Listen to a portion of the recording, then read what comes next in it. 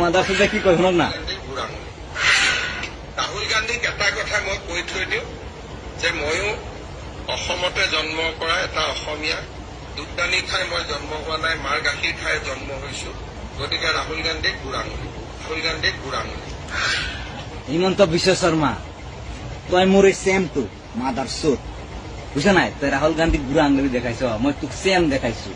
আর ওইটা ফাক কিউ তই বুঝছ নাই। রাহুল গান্ধীর একটা নুমর বরাবর নহয়। তই চুপ মারানি রাহুল গান্ধীর একটা কথা কবাইছো, মই তোক একটা কথাই কইছো। তই রাহুল গান্ধীর সিঙ্গিলে সেম টু আর মোর সিঙ্গিলে এ লাউরা টু মাদার চোদ ফাক কিউ।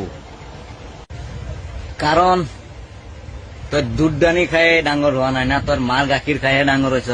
কারণ তোর মার গাখীরত মিঠা নাছিলে। তই যদি গরুর গাখীর খালি হয় না, তেতিয়া তোর ডিমাক আহি গলে হয়। কারণ তোর মার গাখীরত কোনো কাম নাই, দম নাই। তো গরুর গাখীর খাই চাবি, দম আহি যাব।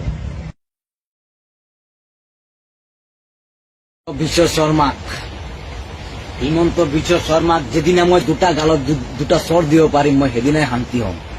বুঝছ নাই। তোক কেই বছর হল রে, তই দুনিয়া তাহা কেই বছর হল রে, কেই বছর হল রে তোর জন্ম হওয়ারে। তই কেলা বাংলাদেশি আল বাল বকি থাকো কেলা, এক একটা গুলটি বোনা কেলা, যাকে পাবি তাকে কেলা গুলটি মারিবি। কিহর সিপাহী পুলিশ রে, পুলিশ তো কুত্তা।